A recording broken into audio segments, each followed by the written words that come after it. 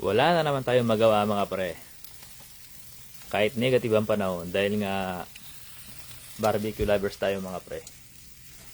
Nag-iihaw tayo ng baon para bukas mga pre. Baon para bukas. Dahil may pasok na naman tayo mga pre. Ayan o.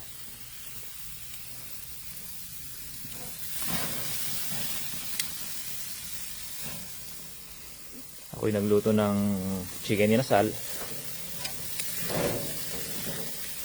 5 piraso. Saka 5 pirasong pork chop. 1 inch. 1 inch cut mga pre. Tapos moting sisig. Yeah, mga pre. Kahit medyo negative na mga pre. Nagagawa pa rin natin mag-ihaw sa labas. Yung nga lang hindi na pre, propane. Wala nang uling ngayon. Pag summer lang yun pagka nag-uuling. Diba kasi yung barbecue mga pre pagka uling. Ito parang tinry mo lang eh. Sinunog mo lang ng bahagya. Yun na.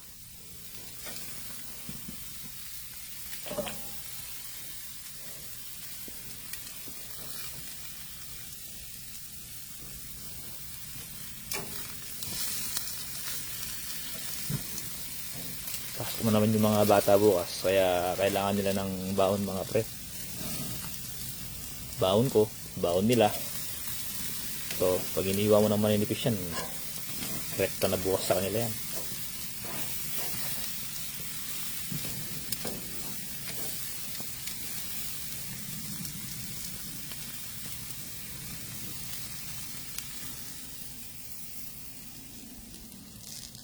Lamig. Lamig ang panahon mga pre.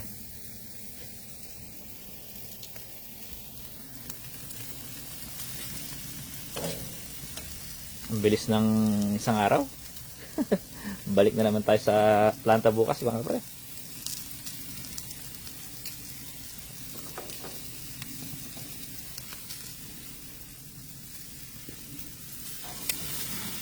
Tahimik ang buhay pagka ganito mga pre. Yung mga fellow Pilipino natin yan eh. Sigurado nagbibideo yung mga yan. Nagre-relax, nanonood ng Netflix. Kasi nga, isang araw lang talaga yung pahinga. Sunday lang. Kaya, kahit gusto mo mang gumala, hindi ka na makakagala mga kapre. Alanganin na.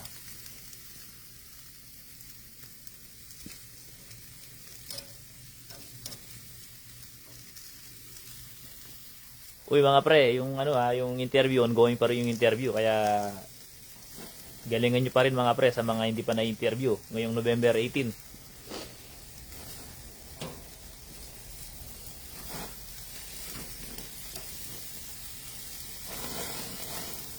Tapos mga pre, ngayong November 26, congrats mga pre, may mga parating po kasi ngayong November 26, may deployment na magaganap.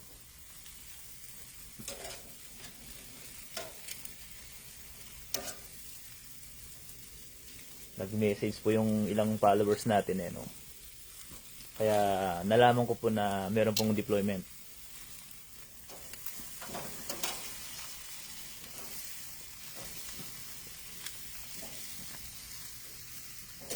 Congrats talaga mga pre.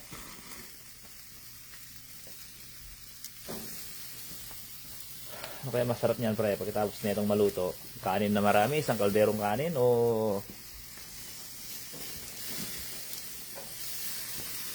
wine?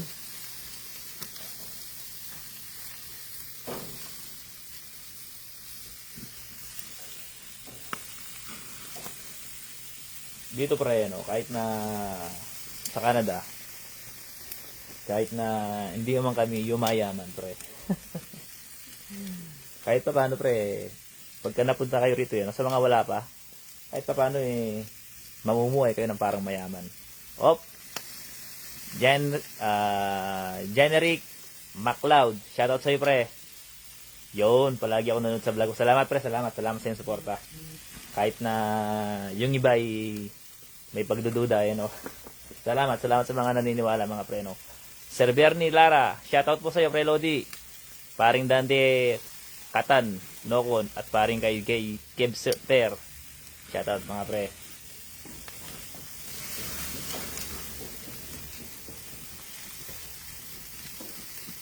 Basta, ganun lang mga pre, no? Patuloy lang tayo sa adikahin natin para sa pamilya. O yan, no? Kaya kailangan yung may pasayan. Sa mga hindi pa na-interview ha, mga pre. November 18. Sa mga hindi pa na-interview mga pre, pagandaan nyo pa yan. Meron pa kayong, ano ngayon, 16. So, meron pa kayong almost 2 days.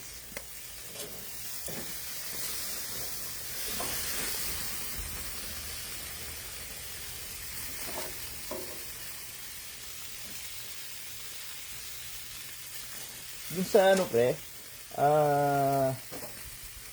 may nag-comment sa isang video ko no, organizer daw siya mga pre, no, ng mga nagpapa-trade test. Ang comment niya doon mga pre, sabi niya, yung mga ibang aplikante daw, yung mga ibang nagtre-trade test, ay hindi po nila alam na i-debone yung ham leg. Ang sabi po doon iniikot-ikot po daw nila bago nila i-debone.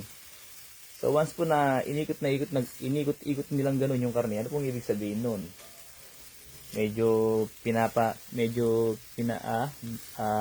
pinapamiliarize nila yung produkto. Sigurado pre, baka nag-training lang yun, kulang pa siya sa experience siguro kaya ganun.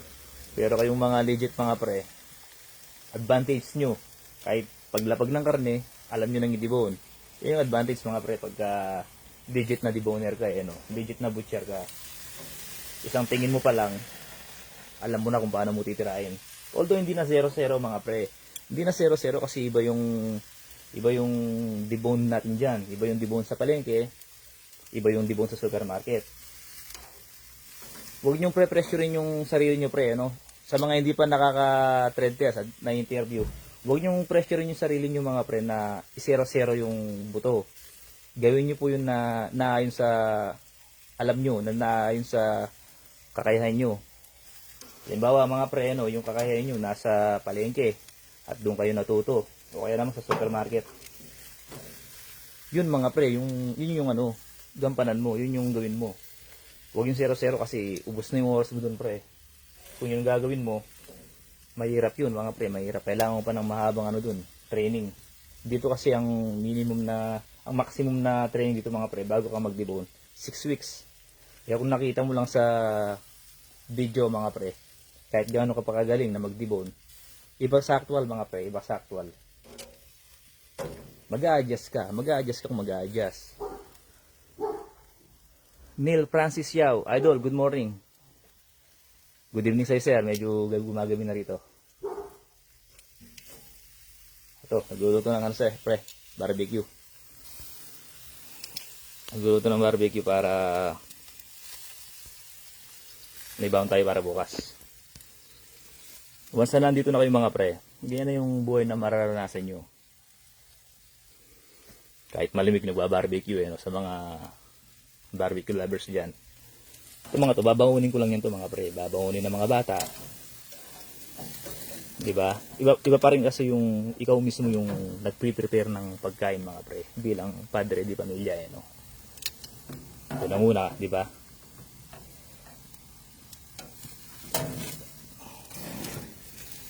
Isang pamamaraan upang kapaglingkuran ng iyong pamilya. Yung pagluluto. Pagluto mo sila na masarap pre, kaysa kumain kayo sa fast food. Ikaw na lang ang magtimpla kung kaya naman, di ba? Tsaka makakatipid ka rin mga pre. Kasi kung bibili mo ito sa restaurant, isang pirasong ganito mga pre, nasa $8 na yan. Pero itong 4 na piraso yan sa supermarket, gaya ngayon mga pre, nabili ko lang yan $7. Pero ang regular price niya pre ay nasa $13.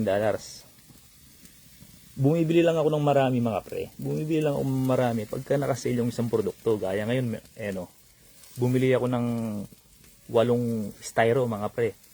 4 na styrong baboy, 4 na styrong chicken. Kasi nga nakasale. Tag $7 lang dyan sa Co-op mga pre. Mga taga rito, sa Coop, nakasale yung mga leg quarter ngayon. Nasa $7 lang. Sana hindi pa naubusan. Galing kasi kami ng supermarket mga pre, ano. Mag-grocery para sa stock na isang buwan. Ang grocery ko kasi dito mga pre, kada monthly. Bumibili ako ng marami ang stock, pang monthly na yun.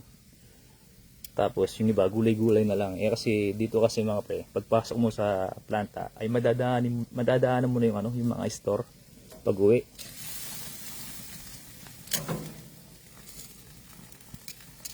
Briley Roble, may minimum height requirement. Wala sir, walang minimum height requirements dito mga sir. Kasi karamihan ng mga kapwa natin, alam mo naman, di ba? Gaya ng mga kasamahan ko sa linya sir, no?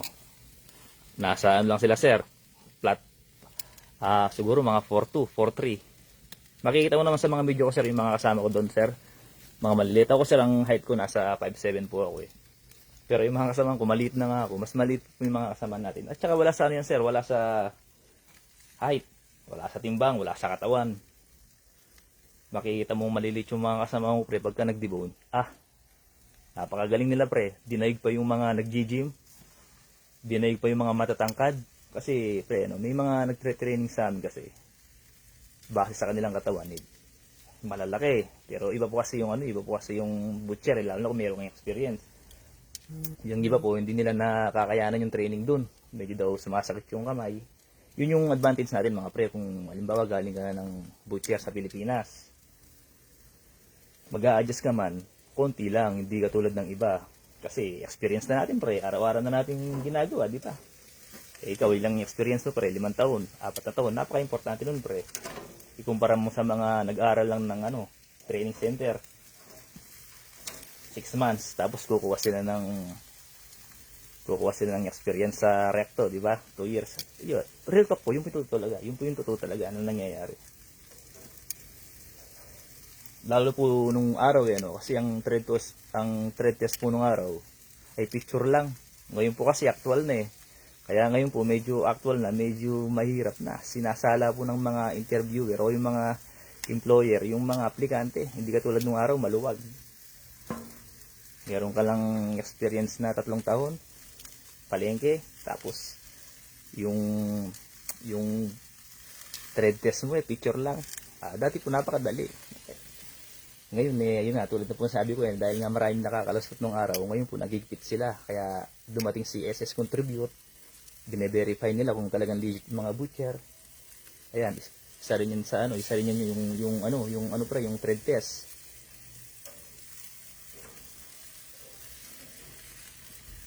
Talagang piling-pili mga pre, piling-pili.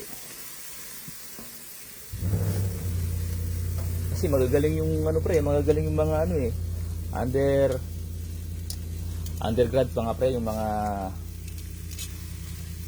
college na hindi pumasa sa mga board exam o kaya walang trabaho sa atin. Nagsuswitch sila mga pre ng skill tulad ng butcher mga pre. Kasi ang IELTS, maning-mani lang sa kanila yan eh.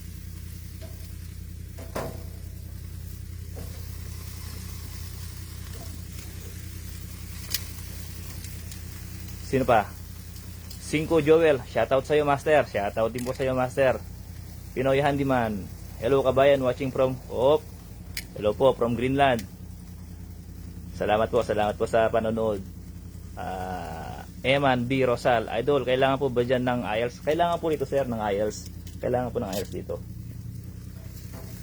Bago ka pa po mag-apply sa agency, talagang sinasabihan kanila na kumuha ka ng IELTS. Ang IELTS po rito hindi naman po hindi, kumbaga pasangawa lang naman ang kailangan mo rito pre. Sa 25 lang pasok na. Band score, flat 5, kayang-kaya. Hindi katulad ng mga nursing nasa 9, nasa 8 yung mga kailangan nilang band score mga pre dito. Kaya, pasangawa lang kaya. Mahirap din kung hindi ka kung hindi ka magre-review, kung hindi ka mag-schooling. Siyempre bago ka naman sasalang pre, magre-review ka naman, di ba? Madali lang mga pre kung gugustuhin mo talaga. Lalo na kung gusto mong umangat yung buhay mo mga pre. Madali lang yung IELTS. Mahirap lang kung hindi mo napagandahan. Kahit anong bagay naman mga pre, di ba? Kung napagandahan mo, ay madali. Kahit pa paano mapapadali yung mahirap. Briley Roble, how about left-handed? Left-handed? Pre, maraming left-handed dito, yung mga kaliwa. Minsan yung mga iba nangangaliwa. Joke lang mga pre. Maraming mga kalibete ito mga pre. Sino pa? Lemuel R. Canabe. Magkano per hour nyo dyan pre? Ang per hour dito mga pre, ano, iba-iba mga pre, ano, yung mga packaging mga pre. Ang per hour nila ay nasa 16 or 17. Pero yung mga deboner na katulad ko mga pre, nasa 24.60 plus overtime.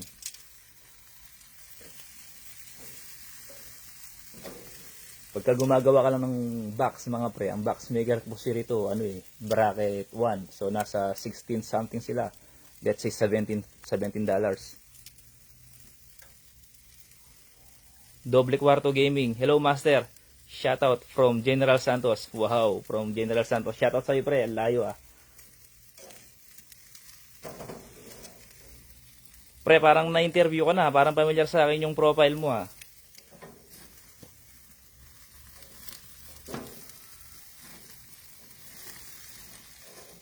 Ayun nga pre, yung tulad ng sinabi ko nung una kanina na ongoing pa rin po yung pag-i-interview ng mga employer natin diyan. Nandiyan pa rin po sila. Nag-i-interview pa rin po sila. Siyempre, yung mga bago pa lang po yung kaka-OM pa lang kasi di pa po 3 months ago, 2 months ago ay nagbigay po ako ng udyat na darating po ang aming employer. Tapos sinabi ko na November 9, ganyan, etc. Yung mga hindi po nakakasubaybay kasi may mga kababayan tayo na ayun nga medyo nakaka-disappoint lang. Syempre, dito po sa Facebook kasi konti lang po ang kita rito. Siguro yung kinikita ko nasa $20-30 lang. Kumbaga, libangan ko na lang po ito, libangan ko na lang. At saka kung ano lang po yung totoo talaga, yun lang po yung sasabihin namin dito. Kung talagang hiring po talaga. Talagang kumukuha ng tao. Kung talagang may dumarating galing Pinas, may dumarating. Wala po tayong dito, for the views lang. Hindi po tayo mag-fake news dito. Kung for the views lang, hindi po. Kung ano lang po yung totoo, yun lang po sasabihin natin. Walang bawas, walang dagdag po.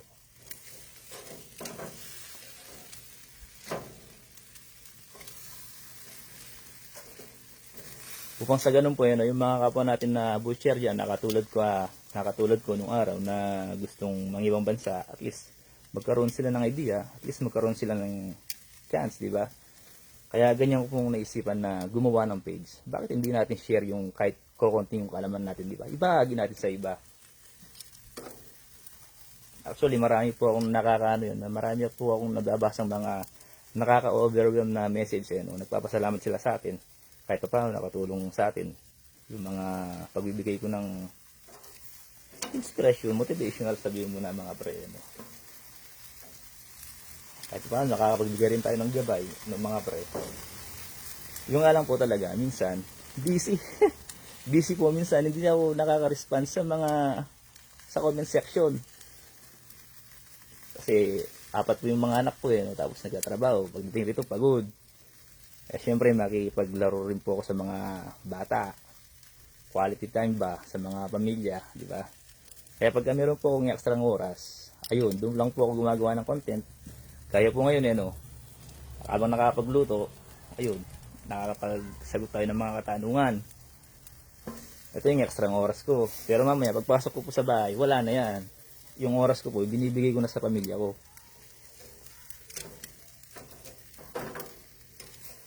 Kaya minsan po nakakasagot din po ako sa comment section pagkatapos ko kumain at nagpapahinga. Yun po, extra oras na yun. Kasi po, dito hindi lang po kasi full time, nagsa-sideline din po kami. Nagsaside hustle din po kami. Busy po kami rito.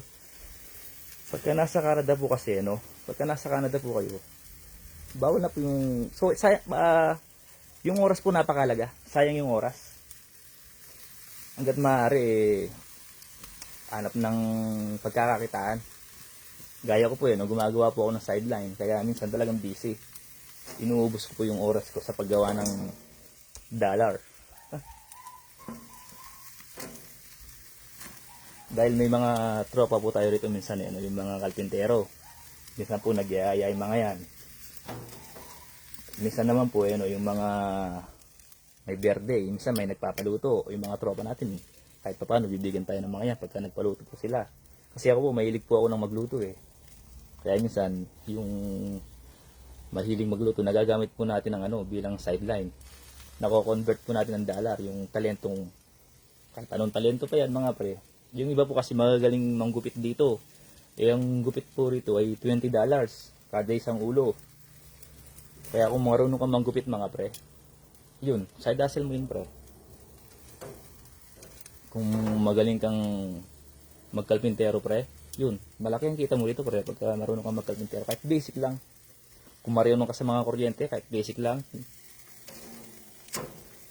Under the table pa. Kasi nga, alos nagpapagawa mga pre, mga tropa mo lang din eh. Mga kaibigan mo lang din eh. Kaya dito pre, mga galante yung mga tao mga pre. Once nagpagawa ka, magbibigay sila. Kasi nga, meron naman talagang pambayad. Hindi ka tulad sa Pilipinas, pagka nagpagawa, di ba? Shot lang, okay na. Pero dito pre, talagang babayaran yung serbisyo mo. Tulad na sabi ko, kasi may pambayad. Tapos yung isa kong tropa, hindi naman po siya marunong gumawa ng chicharon. Ngayon, gumagawa po siya ng chicharon. Yun, sideline niya na ngayon mga pre. Kada pasok niya sa planta, may bumibili ng chicharon. Kauwi, gagawa siya ng chicharon. Diba? Ganun pre, sideline. Kanya-kanya pre, survivor dito sa Canada. Pagka wala kang trabaho rito pre, kawawa ka. Iikot lang ang buhay mo rito pre sa trabaho.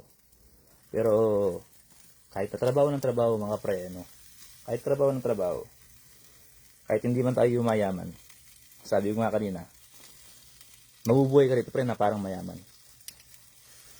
Kasi lahat ng mga pagkain pre na gusto mong kainin, makakain mo mga pre. Kaya ang karne, mura lang yan eh. Yung karne mga pre, mura lang yung binibili namin eh. Tapos yung mga baka, marami pong mga baka rito, yung mga kapwa natin. Yung mga ibang kapwa po kasi natin, nagkakatay. Kinakatay po nila yung isang baka. Ngayon, dinidistribute po sa town. Ano pa? Sagot tayo ng katanungan. Briley Roble. Follow kita boss. Salamat sa pagsagot. Plan ko kasi na mag-training sa January, baka makahingi sa iyo ng tips next.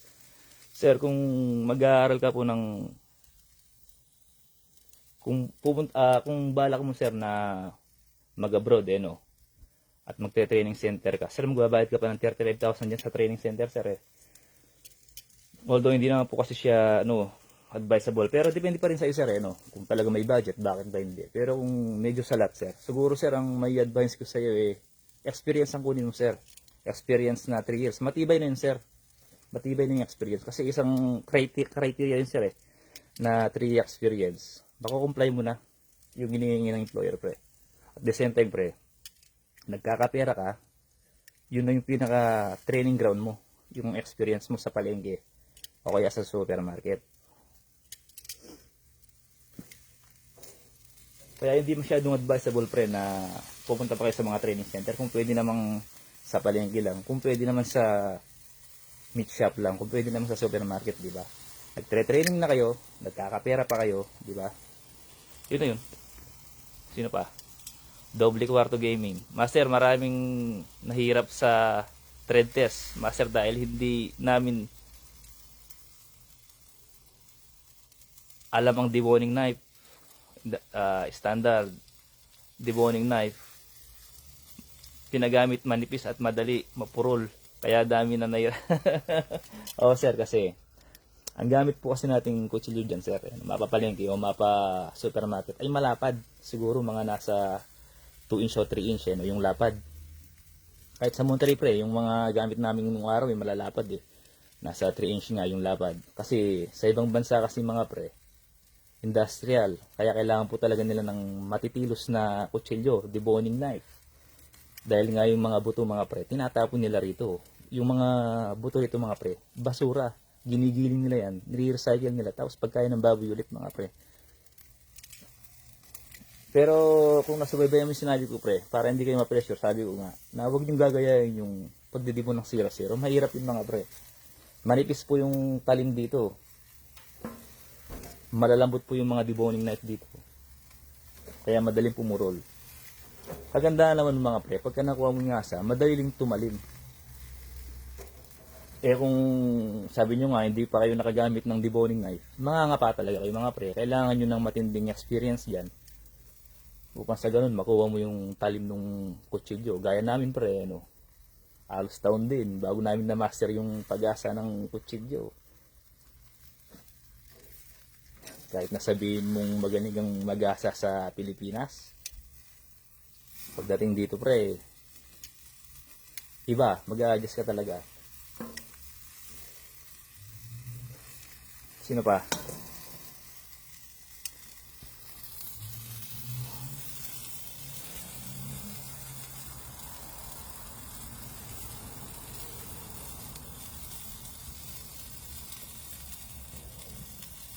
Ito si Brile Roble. Boss, okay lang ba na training? Ah, nasagot nga to pre. Ano? Yun nga, tulad ng sabi ko pre, kung pwede naman na experience ang kunin mo pre, para hindi ka na maglabas ng pera. Optional lang yung training center pre, no. Actually mga pre, yung talagang kumukuha ng mga training center lang no. Yung kumukuha ng NC2, galing sa slaughter yan mga pre. Galing sa slaughter yan, kaya nire-request sila ng NC2. Pero tayong mga nasa meat cutter, mga deboning, wala tayong mga NC2 mga pre. Oh, sige na. Luto na yung ano pre. Luto na yung mga barbecue natin. Tayo'y kakain na. Tapos mga pre, magpapahinga tayo.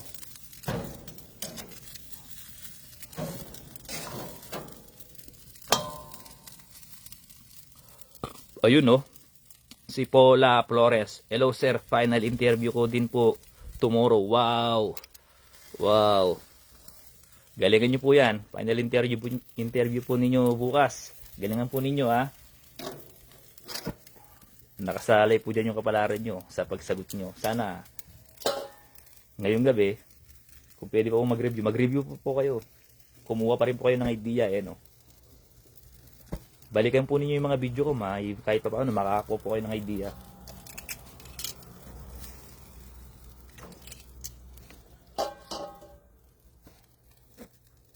Siyempre, lagi mag-pray no. Lagi mag-pray. Babae pala si ate. Pray lang mga pre, tsaka tiwala sa sarili lagi. Pagka na-face nyo na po na face to face nyo na po yung employer, kalma lang po, huwag po kayong kakabahan no. Tulad ng sabi ko dati, eye to eye contact. Naiparamdam nyo na desidido kayong magtrabaho dito sa Canada. Kumbaga dala-dala nyo yung pride ng being Filipino. Tiwala lang mga pre, tiwala sa sarili. Tsaka confident dapat, kahit na deep inside kabado. Kailangan mo maging confident pre, kasi nakataya dyan pre, kasi yung nakataya dyan yung kapalaran ng pamilya mo. Kasi hindi mo lang laban yan pre, laban ng buong pamilya mo yan. Kaya kailangan lang na marapat lamang na galingan mo. Okay, sabi ni Master Double 4 Gaming, dala namin sariling deboning knife namin from Mindanao. Pinag-andahan talaga namin yung thread test. Kaso may twist. Pero nasingit ko yung last video mo before thread test. Kaya yun sir, nakalusot. Ayun sir, yun yung sinasabi ko sir. Talagang mapanuri tayo pagka halimbawa meron ng parating na final interview ganyan, at saka mga thread test. Siyempre kukuha ng idea pre sa YouTube o saan man no. Mas ganun, kahit pa paano yung pagsagot mo medyo maliwanag at smooth. Sino pa?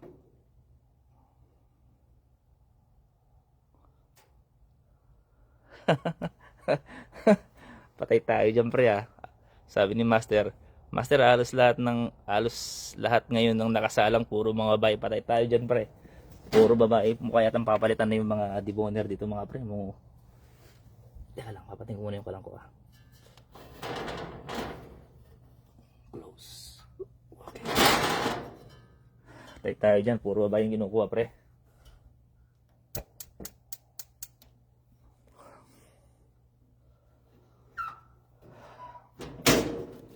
Pantayan pre, baka sa isang agency lang mga puro babae yung na ano lang, kumbaga na Na-tiyempo lang na puro babae ang ginawa sa isang agency. Kasi tatlong agency yan pre. ISO, Magsaysay, Venture. Ano pa? Andy Joe, Bacchus, Keep Safe, pre, Lodi. Ingat ka rin pre. Shoutout pre, Lodi, from Wet Market. Tapos nang mag-trade. O yun, tapos na siyang mag-wet. Tapos ka na mag-trade test pre. Ayos. Congrats pre, congrats. Congrats. Anthony Mungkal, shoutout idol from Meat Experts. Trade test din po bukas. Ay, umuulan ng trade test mga pre ah. Tulad ng sabi ko mga pre, ano, wag mong pressurein yung sarili mo kung ano yung galing mo.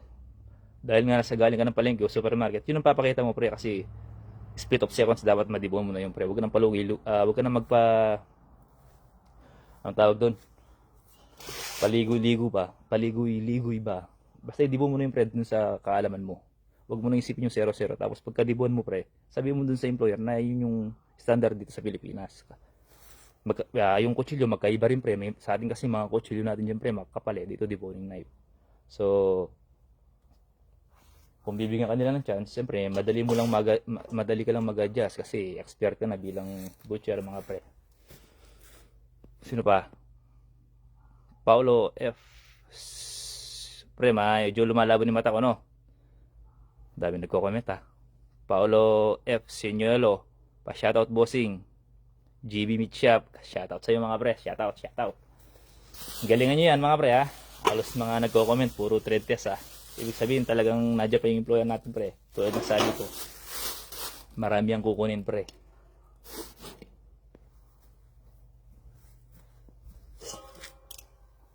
O, ang gagawin natin, tapos na ako rito sa labas. Babay na ako pre ha. Ito, sagutin natin to. Kay Ate Joy Mariano. Hello Lods. Mga ilang weeks po kaya bago labas si resulta. Good luck sa lahat. Actually, Ate Joy, ano kaya yan? Ang magsasabi sa'yo dyan yung agency. Pagka naplanchado na, pagka wala na yung employer, pagka nag-gather na nila yung mga resume nyo, yung mga applicant, sigurado i-email kayo mga pre, i-email kayo ng mga agency kung pumasa ba kayo sa pinagagawa nyong interview o sa trade test. O sige, babay po muna tayong lahat ha. Ingat po kayo lahat, ingat. Umabol pa si Master Eman Rosal. Pa-shoutout Master from Landers Davao Supermarket. Shoutout sa iyo pre. Babay na po ako ha. Ingat po kayo lagi.